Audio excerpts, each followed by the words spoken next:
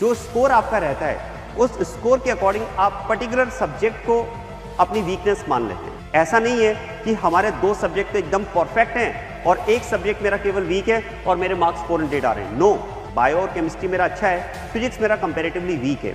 और ये वो बातें हैं जो आपको आपकी मंजिल तक पहुंचाने में डेफिनेटली हेल्प करेगी। हेलो डियर स्टूडेंट्स, मैं Jitendra Chandwani, deputy director Motion Education System NEET division Kota, बात करने आया हूँ उन स्टूडेंट्स से जो नीट 25 के लिए अपने आप को तैयार कर रहे हैं, उस जर्नी को स्टार्ट कर रहे हैं। डियर स्टूडेंट्स, आप जब नीट 25 की प्रिपरेशन को स्टार्ट करते हैं या स्टार्ट कर रहे हैं तो कुछ बातों का आपको ध्यान रखना चाहिए, और ये वो बातें हैं जो आपको आपकी मंजिल तक पहुंचाने में डेफिनेटली हेल्प करेंगी। स्टूडेंट्स, अगर आप नीट 25 के लिए वाकई अपने आप को प्रिपेयर कर चुके हैं तो अब आपको इन बातों का ध्यान रखना चाहिए, जिसमें हम बात करेंगे कि अगर आपने ये 5 काम कर लिए तो आपको आपकी मंजिल तक पहुंचने से कोई नहीं रोक पाएगा। स्टूडेंट्स, सबसे पहले अगर हम बात करें identify your subject weakness. Students, जैसा कि हम बात करते हैं कि कई बार जैसे कि एग्जांपल ले लेते हैं, मान लो अगर आप में से कुछ स्टूडेंट वो मुझे सुन रहे हैं जिन्होंने नीट 24 दिया है, या ऐसे भी स्टूडेंट हो सकते हैं जो मुझे सुन रहे हैं अभी जो नीट 25 फर्स्ट टाइम देंगे। तो आप जब नीट की प्रिपरेशन कर रहे हैं या नीट 24 अगर आपने दे चुके हैं, नीट 24 अगर आप दे चुके हैं, पहले मैं अगर उनसे बात करूं तो नीट 24 में मान लो अगर आपका स्कोर लो रहा और अब क्योंकि फिर से आप नीट 25 के लिए प्रिपरेशन कर रहे हैं, तो होता क्या है, जो स्कोर आपका रहता है उस स्कोर के अकॉर्डिंग आप पर्टिकुलर सब्जेक्ट को अपनी वीकनेस मान लेते हैं। एक एग्जाम्पल अगर हम ले लें यहाँ पर, जैसे मान लेते हैं कि किसी स्टूडेंट का नीट 24 में स्कोर जो है वो 400 अप्रॉक्स है, या वो स्टूडेंट की भी हम बात कर सकते हैं जो फर्स्ट टाइम नीट 25 देंगे और वो अगर कहीं ना कहीं पर प्रिपरेशन कर रहे हैं, कहीं पर भी किसी भी इंस्टीट्यूट के साथ में एसोसिएट होकर अगर आप प्रिपरेशन कर रहे हैं, वहाँ के माइनर टेस्ट में मान लेते हैं अगर आपके जो मार्क्स आए हैं वो अप्रॉक्स 400 मार्क्स हैं। अब हमें क्या लगता है, देखो अगर आपके मार्क्स 400 हैं, और कई बार जब स्टूडेंट से हम बात करते हैं कि एग्जैक्टली प्रॉब्लम क्या है, तो क्योंकि आप पेपर का प्रॉपर एनालिसिस नहीं करते हैं और जो सब्जेक्ट आपकी वीकनेस है, क्योंकि ये एक कॉमन आप कह सकते हैं कि स्टूडेंट्स के बीच में एक फैक्टर होता है कि एक पर्टिकुलर सब्जेक्ट उनको वीक लगता है। ठीक है, वो स्टूडेंट टू स्टूडेंट डिफर कर सकता है। ठीक है, जैसे मान लो कोई स्टूडेंट है, उसका कहना है कि सर बायो और केमिस्ट्री मेरा अच्छा है, फिजिक्स मेरा कंपैरेटिवली वीक है। ठीक है, या फिजिक्स और बायो मेरा अच्छा है, केमिस्ट्री कंपैरेटिवली वीक है। तो यूजुअली क्या होता है, देखो जैसे मान लो अगर मैं एक एग्जांपल ले लूँ कि एक स्टूडेंट का अगर फिजिक्स सपोज बायो और केमिस्ट्री के कंपैरिजन में वीक है, और अगर उसका स्कोर नीट 24 में 400 के अप्रॉक्स है, या वो कहीं पर अगर नीट 25 की प्रिपरेशन कर रहा है और वहाँ पर टेस्ट में अगर उसके मार्क्स अप्रॉक्स 400 हैं और उसका सब्जेक्ट अगर सपोज फिजिक्स सब्जेक्ट उसका वीक है, तो जब उससे पूछा जाता है कि बेटा 400 मार्क्स आपके आए हैं, क्या रीज़न है, तो वो एक आउटराइट बोल देता है कि सर मेरा फिजिक्स सब्जेक्ट वीक है इसलिए मेरे मार्क्स कम आ रहे हैं। स्टूडेंट्स, इस बात को समझना होगा कि अगर हमारे 400 मार्क्स हैं तो केवल फिजिक्स में प्रॉब्लम नहीं है, प्रॉब्लम ओवरऑल है। केवल फिजिक्स में प्रॉब्लम नहीं है, प्रॉब्लम ओवरऑल है। फिजिक्स में प्रॉब्लम कंपैरेटिवली ज़्यादा हो सकती है, लेकिन ओनली फिजिक्स में प्रॉब्लम है ऐसा नहीं सोचें। क्योंकि आप सोचिए अगर हमारे मार्क्स 400 हैं, जैसा कि कुछ सालों से जो नीट का कट ऑफ जो रहता है मेडिकल सीट के लिए वो 600 प्लस रहता है। अब आप सोच कर चलें कि बायो में ही अकेले 300 मार्क्स का पेपर होता है, राइट। और अगर मैं बात करूं कि हमें अगर वो कट ऑफ लेवल क्रॉस करना है तो हमारे मार्क्स बायो में 300 प्लस तो होना ही चाहिए, राइट। ये आप एग्री करेंगे कि मार्क्स हमारे बायो में 300 प्लस होना चाहिए, तभी हम वो गवर्नमेंट सीट के लिए जो कट ऑफ रिक्वायर्ड है, जो नीट का स्कोर रिक्वायर्ड है, हम उसको क्रॉस कर पाएंगे। तो अगर हमारे बायो में 300 प्लस मार्क्स होना चाहिए, 300 प्लस मार्क्स अगर होना चाहिए, और अगर हमारा टोटल स्कोर 400 है, तो आप सोचिए फिजिक्स और केमिस्ट्री में बाकी 100 मार्क्स हमारे आ रहे हैं, राइट। इसका मतलब केवल हम फिजिक्स को ब्लेम नहीं कर सकते, प्रॉब्लम फिजिक्स और केमिस्ट्री दोनों में ही है। या मान लो अगर हमारे मार्क्स यहाँ पर सपोज बायो में मेरे मार्क्स आए 250, बायो में मेरे 250 मार्क्स आ रहे हैं, राइट। ठीक है, आउट ऑफ 400 250 मार्क्स मेरे बायो में स्कोर है, और बाकी का जो 150 स्कोर है मेरा वो सपोज मेरा फिजिक्स और केमिस्ट्री में है, ठीक है, उसमें भी मान लेते हैं कि केमिस्ट्री कंपेरेटिवली मेरा बेटर है और फिजिक्स थोड़ा सा वीक है, तो मान लेते हैं मेरा 100 मार्क्स केमिस्ट्री में एंड फिजिक्स में 50 मार्क्स हैं, या मान लो तो कुछ इसको और प्लस माइनस कर सकते हैं, 80 एंड 70 कर सकते हैं, ठीक है, या 90 एंड 60 कर सकते हैं। तो फिर आप सोच के देखो बेटा कि अगर 600 मार्क्स मुझे क्रॉस करने हैं नीट में to get government MBBS seat, तो मुझे ऐसा लगता है कि पहले तो 600 मार्क्स के लिए ही बायो में मेरे 300 मार्क्स होना चाहिए, केमिस्ट्री में मेरा 150 मार्क्स होना चाहिए और फिजिक्स में भी मेरा अप्रॉक्स 150 मार्क्स होना चाहिए। ये मैं कह सकता हूं कि वो स्कोर है जो तीनों सब्जेक्ट में प्रॉपर बैलेंस करके किया जा सकता है। तो अगर मेरे मार्क्स, ये मेरी रिक्वायरमेंट है, और अगर 400 मार्क्स में मान लेते हैं बायो में मेरा 250 मार्क्स आ रहा है, राइट, और बाकी 150 मार्क्स जो है वो मेरा फिजिक्स एंड केमिस्ट्री में आ रहा है, तो इसका मतलब आप सोच के देखो कि बायो में अगर मुझे 300 मार्क्स मुझे मिनिमम स्कोर करना है उस 600 मार्क्स के स्कोर को क्रॉस करने के लिए, तो मेरा बायो भी अच्छा तो नहीं है, कहीं ना कहीं वीकनेस मेरी बायो में भी है। बट क्योंकि मुझे बायो में 250 मार्क्स नज़र आ रहे हैं और केमिस्ट्री एंड फिजिक्स में मार्क्स मुझे कहीं 100 या उससे कम नज़र आ रहे हैं, तो मुझे ऐसा लगता है नहीं मेरा बायो तो बहुत अच्छा है, ठीक है, कहीं ना कहीं मेरी जो वीकनेस है वो एक पर्टिकुलर सब्जेक्ट में है। लेकिन स्टूडेंट्स आप सोचिए कि अगर आपके बायो में मार्क्स 250 है, केमिस्ट्री में मार्क्स अगर हम मान लेते हैं 90 है और फिजिक्स में मार्क्स अगर मेरे 60 हैं, तो मुझे ऐसा लगता है, और ये टोटल मार्क्स मेरे हो गए यहाँ पर 400, तो मुझे ऐसा लगता है कि प्रॉब्लम केवल फिजिक्स में नहीं है, प्रॉब्लम मेरे बायो, केमिस्ट्री एंड फिजिक्स तीनों में ही है, क्योंकि मुझे यहाँ भी स्कोर बढ़ाना पड़ेगा, मुझे यहाँ पर भी स्कोर को इम्प्रूव करना होगा, और यहाँ तो हमारा माइंडसेट है ही कि वो इम्प्रूव करना ही है। तो स्टूडेंट, मेरा एक्चुअली कहने का पर्पज़ ये है कि जनरली स्टूडेंट का क्या होता है, एक पर्टिकुलर सब्जेक्ट को लेकर एक माइंडसेट होता है कि मेरा ये पर्टिकुलर सब्जेक्ट वीक है, जबकि अगर आप पेपर का प्रॉपर एनालिसिस करें तो नो डाउट उस पर्टिकुलर सब्जेक्ट में तो आपको इंप्रूवमेंट की रिक्वायरमेंट है ही, लेकिन इन स्कोर्स के साथ में हमें कहीं ना कहीं उन दो सब्जेक्ट को भी इंप्रूव करना पड़ेगा। कहने का मतलब ये कि आप पेपर का प्रॉपर एनालिसिस करें और इस बात को चेक करें कि किस सब्जेक्ट में मेरी कहां पर वीकनेस है। ऐसा नहीं है कि हमारे दो सब्जेक्ट तो एकदम परफेक्ट हैं और एक सब्जेक्ट मेरा केवल वीक है और मेरे मार्क्स 400 आ रहे हैं। नो, एक सब्जेक्ट ज़्यादा वीक हो सकता है लेकिन बाकी दो सब्जेक्ट्स में भी वीकनेसेस हैं, तो उन वीकनेसेस को पहचानिए और उन पर काम करें। जब भी आपका पेपर बिगड़ता है, ये एक कॉमन, मैं बता रहा हूँ, स्टूडेंट का नेचर है, ठीक है, ये एक टेंडेंसी होती है कि जो पेपर हमारा बिगड़ता है हम उस पेपर को फेंक देते हैं या हम उसको देखने की इच्छा भी नहीं रखते हैं, जबकि मुझे ऐसा लगता है कि जो पेपर आपका सबसे ज़्यादा बिगड़ा है वो ही आपको सबसे ज़्यादा सिखाता है, क्योंकि उसी में आपने सबसे ज़्यादा मिस्टेक्स की हुई होती हैं। अगर आप उन मिस्टेक्स को एनालिसिस करें और आगे आने वाले पेपर्स में अगर आप उन मिस्टेक्स को एलिमिनेट कर दें तो डेफिनेटली आने वाले पेपर्स आपके बहुत अच्छे हो सकते हैं। तो मेरा कहना ये आपसे स्टूडेंट्स कि आप अपनी वीकनेस को पहचानें, सब्जेक्ट वीकनेस को पहचानें। जो आपका माइंडसेट किसी पर्टिकुलर सब्जेक्ट को लेकर ऑलरेडी बना हुआ है कि मेरा ये सब्जेक्ट तो वीक है, बट आप चेक करें कि क्या अदर सब्जेक्ट्स में भी कुछ वीकनेसेस हैं क्या, क्योंकि अगर उनमें वीकनेसेस हैं तो आप सोच के देखो कि अगर मान लो मैं एक एग्जांपल ले लूँ, फिजिक्स मान लो आपका माइंडसेट है कि मेरा वीक है, केमिस्ट्री और बायो मेरा अच्छा है, तो अगर आपको लगता है कि केमिस्ट्री बायो आपका अच्छा है और उसमें अगर थोड़ी थोड़ी वीकनेसेस हैं तो उन वीकनेसेस को आप इजीली इंप्रूव कर सकते हैं, क्योंकि वहां पर आपका माइंडसेट ऑलरेडी पॉजिटिव है। पॉजिटिव माइंडसेट वाले सब्जेक्ट्स में आप इजीली काम कर पाएंगे, आपका इंटरेस्ट भी बनेगा, तो वहां पर वीकनेसेस को पूरी तरह से एलिमिनेट करें। और नो डाउट जो सब्जेक्ट आपका माइंडसेट जिसको लेकर है कि वो सब्जेक्ट मेरा वीक है, तो उस पर तो हमें काम करना ही है, तो आप वीकनेस पर प्रॉपर काम करें। और कई बार ये देखा जाता है कि एक पर्टिकुलर सब्जेक्ट वीक ना होकर के हमारे कहीं ना कहीं तीनों ही सब्जेक्ट्स में कुछ वीकनेसेस होती हैं, जिसकी वजह से हमारा स्कोर 400, 450 या 500 के आसपास रहता है।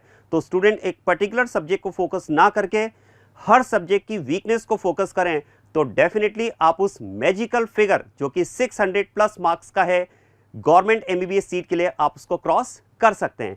तो सबसे पहला काम था अपनी वीकनेस को आइडेंटिफाई करें। दूसरा पॉइंट आता है, do not hesitate to discuss with your subject teachers. जब आप अपनी सब्जेक्ट का एनालिसिस, पेपर का एनालिसिस कर लेते हैं और आप अपनी सब्जेक्ट की वीकनेस को पहचान लेते हैं, तो अब आपका नेक्स्ट टास्क क्या होता है, आप अपने जो भी सब्जेक्ट आपको डील कर रहे हैं, जो टीचर आपको पढ़ा रहे हैं, आप जिन भी टीचर से पढ़ रहे हैं, आप विदाउट एनी हेजिटेशन उनसे डिस्कस करें और अपनी वीकनेस उनको बताएं। ये यकीन मानिए स्टूडेंट कि एक टीचर को हमेशा अच्छा लगेगा स्टूडेंट की हेल्प करके।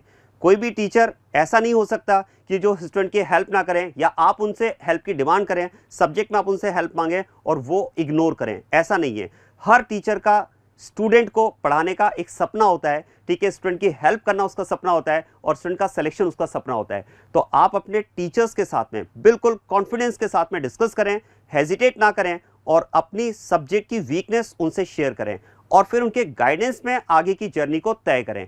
तो don't hesitate to discuss your weaknesses with your subject teachers. इस पर जरूर आप ध्यान रखें।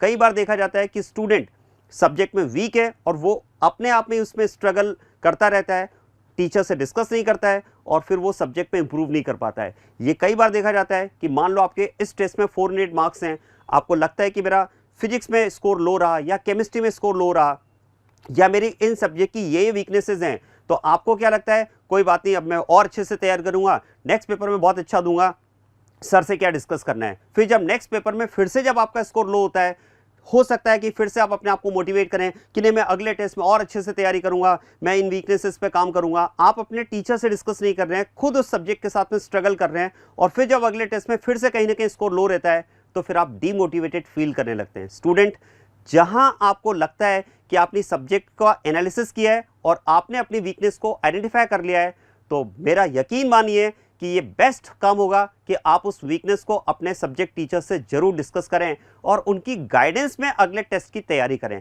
तो डेफिनेटली आप इंप्रूव करेंगे। तो ये इंपॉर्टेंट होगा कि आप अपने टीचर्स के साथ में जरूर वीकनेसेस को शेयर करें, डिस्कस करें और उनकी गाइडेंस में आगे बढ़ें, अपने सब्जेक्ट को स्ट्रॉन्ग करें।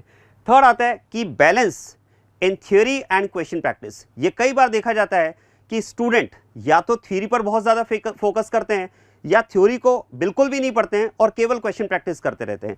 नो डाउट हम भी आपको ये कहते हैं कि क्वेश्चन प्रैक्टिस आपको ज़्यादा करनी है, क्वेश्चन प्रैक्टिस ज़्यादा करनी है। नीट को क्रैक करना है तो नो डाउट आपको बहुत ज़्यादा क्वेश्चन प्रैक्टिस करना होता है, बट इट डजंट मीन कि थ्योरी आपको बिल्कुल नहीं पढ़ना है। आपको दोनों पार्ट्स में बैलेंस करके चलना पड़ेगा, ठीक है, दोनों पार्ट्स को बैलेंस करना है। इनफैक्ट मैं तो कहूँगा कि 3 पार्ट्स को आपको बैलेंस करना चाहिए। ये ऑटो के 3 टायर की तरह, theory, question practice and test paper. आपको थ्योरी पर भी फोकस करना है, क्वेश्चन प्रैक्टिस पर भी फोकस करना है और टेस्ट पेपर भी देना है।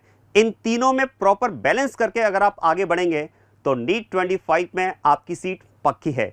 तो इस बात का ध्यान रखें, केवल थ्योरी पढ़ने से काम नहीं चलेगा, केवल क्वेश्चन प्रैक्टिस करने से काम नहीं चलेगा, केवल टेस्ट दे देने से काम नहीं चलेगा। आप तीनों में प्रॉपर बैलेंस करके चलें, क्योंकि आप कई बार क्वेश्चन प्रैक्टिस करते हैं तो ठीक है, क्वेश्चन प्रैक्टिस करते हैं रिपीटेडली, अगर आप क्वेश्चंस करते हैं तो बहुत सारे क्वेश्चन तो कई बार आपको याद हो जाते हैं, लेकिन अगर थ्योरी से आपने बहुत ज़्यादा लंबे टाइम तक डिसकनेक्टेड रहे तो हो सकता है कि कुछ नए क्वेश्चन अगर आपके सामने आ जाएं तो आप उनको नहीं कर पाएं। तो थ्योरी को टाइम टू टाइम रिवाइज करते रहें और क्वेश्चन प्रैक्टिस भी करें, तो बैलेंस प्रॉपर मेंटेन करें इन बातों में।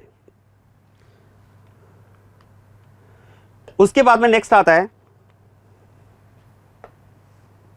proper time management. Students, time management is very important if you are preparing yourself for NEET 25. Students, time management बहुत ज़रूरी है, ठीक है। आपका डेली शेड्यूल की मतलब स्टडी का प्रॉपर शेड्यूल होना चाहिए, रैंडम स्टडीज़ नहीं करना है। स्टूडेंट्स, कई बार ये देखा जाता है कि जो स्टूडेंट अब नीट, आपने मान लो नीट 24 दिया या नीट 25 दिया और उसमें आपका स्कोर लो रहा और आप नीट 25 के लिए फिर से प्रिपरेशन कर रहे हैं, या जो स्टूडेंट पहली बार नीट 25 देंगे, ठीक है, हमारा क्या होता है, देखो इनिशियली हम बहुत बूस्टेड होते हैं, बहुत ज़्यादा मोटिवेटेड होते हैं और इनिशियली 1 या 2 मंथ या 3 मंथ्स हम बहुत अच्छे से स्टडीज़ करते हैं और फिर कहीं ना कहीं धीरे धीरे डल होते चले जाते हैं, ठीक है, कहीं ना कहीं हमारी स्टडी स्लो होती चली जाती है और फिर लास्ट में हम प्रेशर फील करते हैं।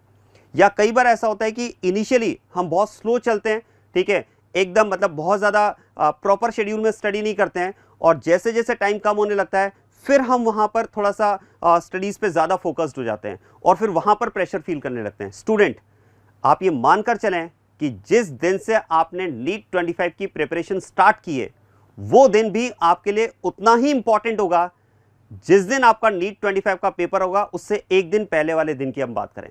नीट 25 का जिस दिन आपका पेपर होगा, जैसा कि यूजुअली होता है कि मई 25 में जो पहला संडे होगा वो डेट यूजुअली रखी जाती है, ठीक है, मई का फर्स्ट संडे। तो नीट 25 का मैं मानकर चल रहा हूँ कि मई का जो फर्स्ट संडे होगा वो अगर आपकी नीट की टेस्ट डेट है तो उससे एक दिन पहले मतलब सैटरडे वाला जो दिन है वो जितना इंपॉर्टेंट आपके लिए होगा, आज वाला दिन भी आपके लिए उतना ही इंपॉर्टेंट है। अगर आप इस इंपॉर्टेंस के साथ में हर दिन अपनी स्टडी प्लान करते हैं तो नीट 25 को क्रैक करने से आपको कोई नहीं रोक सकता। तो स्टूडेंट हर दिन की इंपॉर्टेंस को समझिए, ठीक है। प्रॉपर टाइम मैनेजमेंट के साथ में अपना स्टडी शेड्यूल बनाइए और उसको फॉलो कीजिए। कई बार ये देखा जाता है कि स्टूडेंट रैंडम स्टडीज करते हैं, ठीक है। जैसे आपको बोला गया कि आप क्वेश्चन प्रैक्टिस कीजिए, क्वेश्चन प्रैक्टिस स्टूडेंट करते हैं, ठीक है। कई बार स्टूडेंट आकर बताते हैं कि सर मैंने आज 100 क्वेश्चंस किए, लेकिन जब उनसे पूछा जाता है कि बेटा आपने 100 क्वेश्चंस कितने टाइम पीरियड में किए, तो वो उस टाइम पर आंसरेबल नहीं होते हैं कि सर वो तो मैंने देखा ही नहीं, बस मैंने तो दिन भर में आज 100 क्वेश्चंस कर लिए। बेटा अगर आपने 100 क्वेश्चंस किए लेकिन उसमें अगर आपने 3 घंटे या 4 घंटे लगा दिए, तो मुझे ऐसा लगता है कि वो इंपॉर्टेंट तो नहीं है, वो आपके लिए उतना फ़ायदेमंद तो नहीं है, उतना बेनिफिशियल तो नहीं है, क्योंकि time with in time limit आपको क्वेश्चंस करने होते हैं। नीट में आपके पास 200 क्वेश्चंस होते हैं, क्वेश्चंस में 200 क्वेश्चंस आपको पढ़ने होते हैं और 180 क्वेश्चंस आपको करने होते हैं विद इन टाइम फ्रेम। तो जब आप प्रिपरेशन कर रहे हैं तो विद इन टाइम फ्रेम आप क्वेश्चन प्रैक्टिस कीजिए, ठीक है। ऐसा नहीं होता है कि आप अनलिमिटेड टाइम किसी टॉपिक को दे रहे हैं या कुछ क्वेश्चंस को दे रहे हैं, आप टाइम फ्रेम के साथ में क्वेश्चंस करिए।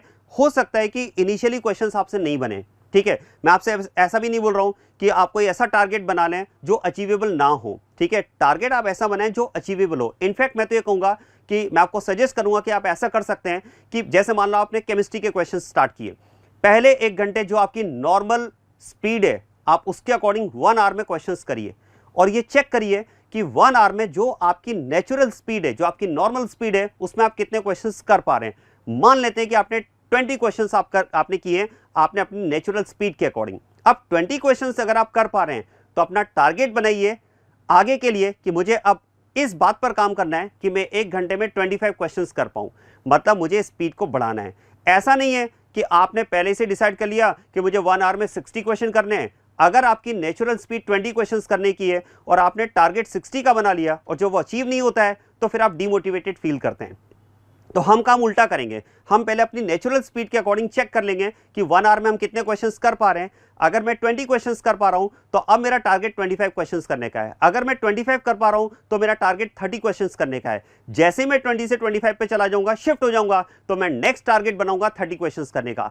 इस तरह से हम अपने टारगेट को धीरे धीरे बड़ा करते जाएंगे, ना कि पहले ही बड़ा टारगेट बना करके और जब उसको अचीव नहीं कर पाते हैं तो हम डिमोटिवेटेड फील करते हैं। तो अपना टारगेट अपनी नेचुरल स्पीड के अकॉर्डिंग बनाइए और उसको धीरे धीरे इंप्रूव कीजिए, ठीक है। आप मानकर चलिए कि आपके पास सफिशिएंट टाइम होता है 1 साल का प्रिपरेशन करने का, ठीक है। देखो टाइम, कई बार स्टूडेंट, अब हो सकता है कुछ स्टूडेंट इस बात को सुनकर के हंसें कि अरे सर एक साल कैसे निकल जाता है, हमें नहीं पता चलता है। देखो बेटा, अगर आप कंसिस्टेंटली स्टडी कर रहे हैं तो यकीन मानिए ये टाइम बहुत सफिशिएंट है नीट को क्रैक करने का, लेकिन वो कंसिस्टेंसी जरूरी है। मैंने आपसे क्या कहा कि जो मई का फर्स्ट सैटरडे होगा वो जितना इंपॉर्टेंट आपके लिए है, आज का दिन भी अगर आप उसको उतना ही इंपॉर्टेंट मानते हैं तो फिर ये टाइम आपके लिए कम नहीं है प्रिपरेशन करने के लिए। तो टाइम मैनेजमेंट बहुत जरूरी है, ठीक है। प्रॉपर टाइम मैनेजमेंट के साथ में स्टडीज करें, अपना रिवीजन की प्लानिंग प्रॉपर करें। स्टूडेंट, ये कई बार देखा जाता है कि आप साल भर तैयारी तो कर लेते हैं, सब्जेक्ट आप पढ़ लेते हैं, लेकिन उसकी रिवीजन की प्लानिंग नहीं करते हैं। तो प्रॉपर रिवीजन प्लानिंग आपकी होनी चाहिए, ठीक है। आप ये मानकर चलें कि आज से अगर मैं अपनी नीट 25 की जर्नी को स्टार्ट कर रहा हूं तो मेरे पास जितने भी महीने हैं, बीच बीच में मेरा टाइम स्लॉट ऐसा मुझे रखना होगा कि मान लो मैंने फर्स्ट 3 मंथ्स में जितना पढ़ लिया है, तो अब 3 महीने के बाद में मेरे पास ऐसा टाइम स्लॉट मुझे रखना है कि इस 3 महीने में जितना भी सब्जेक्ट मैंने कवर किया है उसका मैं प्रॉपर रिवीजन करूं। इस तरह से रिवीजन प्लानिंग को भी आप पैरेलल में लेकर चलें, क्योंकि कई बार देखा जाता है कि स्टूडेंट इनिशियली बहुत सारा पढ़ लेते हैं और रिवीजन प्लान नहीं करते हैं, तो लास्ट में उसको प्रॉपर्ली रिवाइज नहीं कर पाते हैं। और अगर आप प्रॉपर रिवाइज नहीं कर पाएंगे तो दिक्कत हो सकती है बेटा। तो टाइम मैनेजमेंट प्रॉपर रखें, विद इन टाइम फ्रेम अपनी स्टडीज रखें, ताकि आप उसके अकॉर्डिंगली वहां पर परफॉर्म कर पाएं।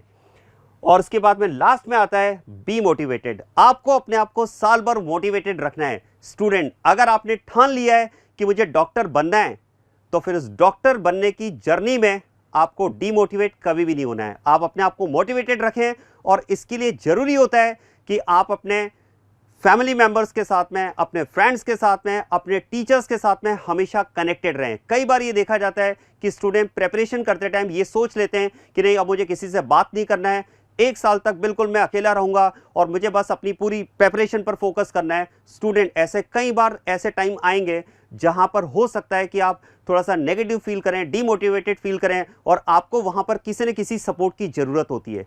तो बेटा हमेशा कनेक्टेड रहें, stay connected with your family members, with your good friends, with your teachers, जो आपको हमेशा मोटिवेट करेंगे आपके टारगेट को अचीव करने में। ठीक है, ये देखा जाता है कि जब आप अपने टीचर से बात करते हैं, अपने पेरेंट्स से बात करते हैं, अपनी फैमिली मेंबर से बात करते हैं, अपने बहुत अच्छे दोस्त के साथ में बात करते हैं, तो वो एक ऑरा ऐसा होता है, वो एक सराउंडिंग ऐसी होती है जो आपको पॉजिटिव फील करवाती है, आपको मोटिवेट करती है। तो अपने आप को मोटिवेटेड रखना है, हेल्दी रखना है, ताकि हम जिस जर्नी में आगे बढ़ रहे हैं उसमें रुके ना और कंसिस्टेंटली चलते रहें, चलते रहें, चलते रहें, तो हमारी मेडिकल की सीट डेफिनेटली पक्की होगी। तो इन बातों का आपको ध्यान रखना है।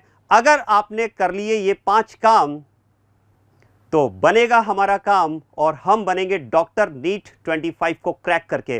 तो स्टूडेंट, इन बातों का ध्यान रखें। मैं और भी अच्छी स्ट्रेटजीज के साथ में आपके साथ में वीडियो शेयर करूंगा, ताकि नीट 25 के सिलेक्शन में मैं अपना जो रोल है वो प्ले कर पाऊं। Thank you everyone, stay connected.